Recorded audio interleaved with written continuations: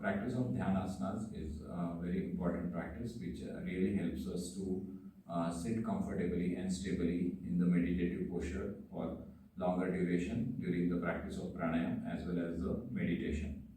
So one of the important aspect of when you are sitting in any meditative posture, if your hips are kind of little raised compared to the knees, that really helps to keep your spine straight.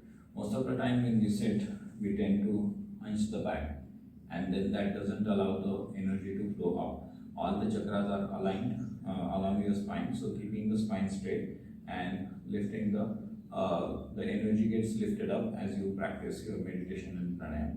So in order to do that, if you have some cushion or something, you can just sit on that. So that gives little elevation to your hips compared to the knees, and you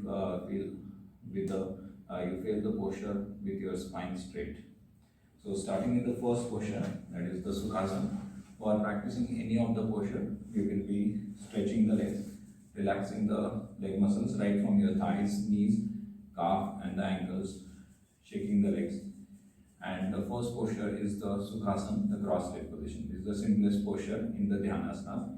Now bending the left or the right leg and then bending the other leg and sitting in the cross leg position and placing the back of the palms on your knees. And make sure that you are resting it on your knees and not keeping it little unbalanced or rested outside. So Dhyan Mudra and resting it on your knees. Also avoid keeping the arms straight. Bend your elbows so that there is no extra stretch or the pressure on your shoulders as you practice. So this is the practice of Sukhasana, the cross leg position.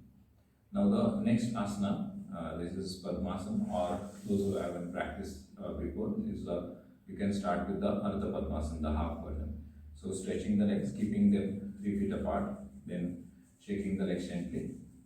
So you can first bend either the left or the right, and whichever leg you are bending, so just try to keep it on the other side. So I am bending the left leg, keeping it on the right thigh in such a way that the heel is kept on the side of the navel. And those who are beginner, haven't practiced this earlier, you can keep the right leg below. So this is called as Ardha Padmasana, half lotus posture. And those who have been practicing half lotus posture, you can keep it on the top. So that gives you the complete lotus posture, Purna Padmasana. So when you sit in the Padmasana, both the heels are closer to your navel, and then you have both the hands in the Dhyan Mudra, and you're ready for the further practice. So this is Padmasana, where the knees are slightly touching to the ground and the posture is quite stable with the spine straight. Now the third asana is the practice of Vajrasana. So when you're sitting in the Vajrasana, that is the one of the asana which is recommended to practice after the meals. Generally after having meals or food, we don't practice any asana, but this is the posture which we practice. So first relaxing the leg muscles, then bending your left leg in such a way that avoid keeping the toes out. So keep your heels out and toes inside.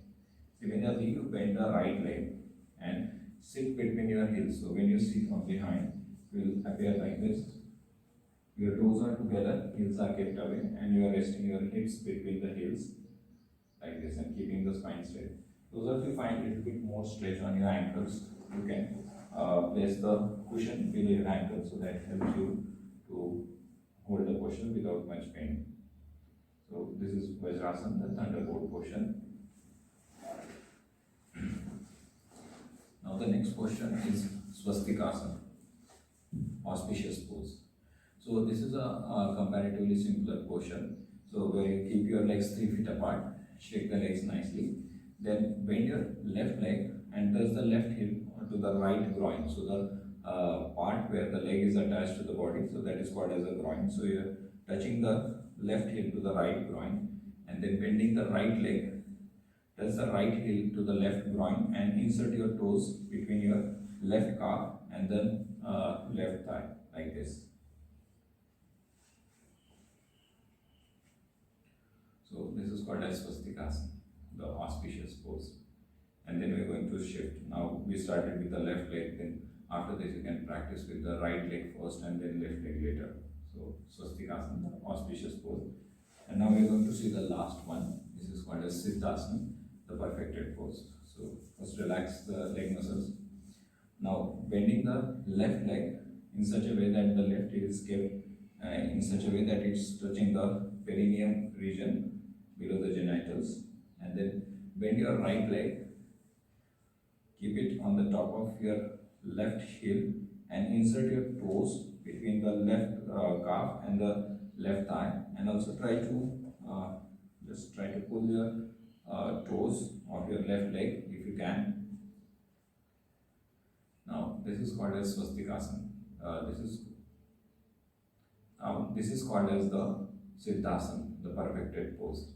When you are sitting, make sure that your posture is comparatively stable.